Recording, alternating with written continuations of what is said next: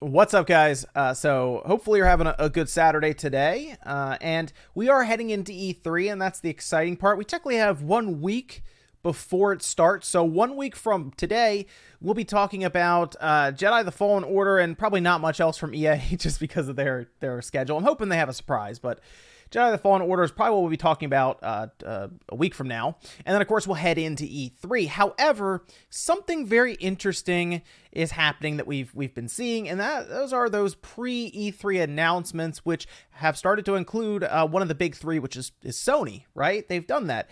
And Stadia, or Google, is technically, one of the big ones in terms of streaming services, as they, of course, unveiled Stadia to a degree at GDC, or Game Developers Conference. And at the time, a lot of people said the conference was interesting.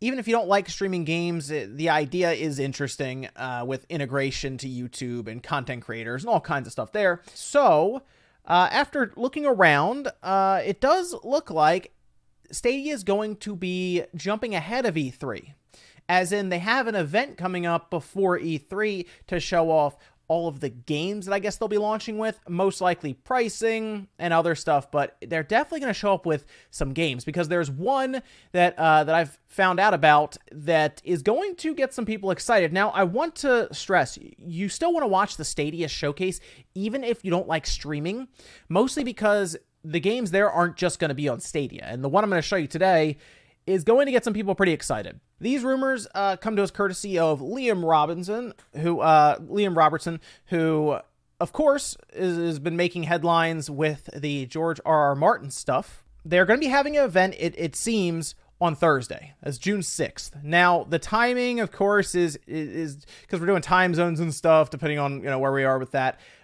It does appear to be noon Eastern, 9 a.m. Pacific time, but that could, of course, be changing or who knows there. But it does look like Thursday is the day that they're going to have some sort of showcase. Now, the showcase appears to be slated to show at least games. I'd like to think they'll show pricing and all of that, but I definitely know that there appear to be games slated for this thing. So, what game am I talking about? What game could they be leading the show off with, or even just have it somewhere in the middle? I think it's big enough to where they could lead the show off with it, just to be honest. So the game I am talking about, and it seems pretty concrete, although, again, I like to say they're rumors.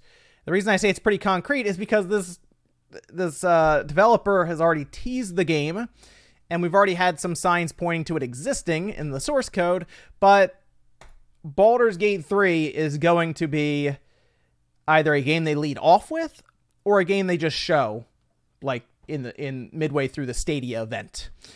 And that is pretty exciting, right? Because Baldur's Gate, of course, has a pretty hardcore fan base. And the plan here, from what has been passed along, is that this will be shown as a Stadia game, but it's also going to be for sale on PC. So, of course, you can buy it through, I assume, Steam. I don't know if it's an Epic Game. Okay, that's something I didn't consider. Epic Game Store. I don't know if they've snuck in and picked this one up. I can't confirm or deny that. So don't quote me on that one, that it's definitely going to be on Steam. But it is going to be playable locally on your PC as well, not just through Stadia. So don't worry, this isn't a Stadia exclusive game. This is more or less how Microsoft will have a lot of third parties show up at their events.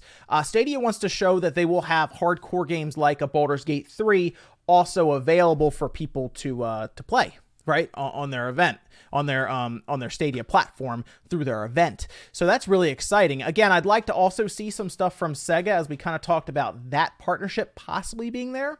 But either way, having a Baldur's Gate 3 there is interesting, and I know there's going to be some people who get really excited. They've already started teasing it, and that's because we seem to be leading up to Google's event on the 6th, so Thursday. Look forward to that.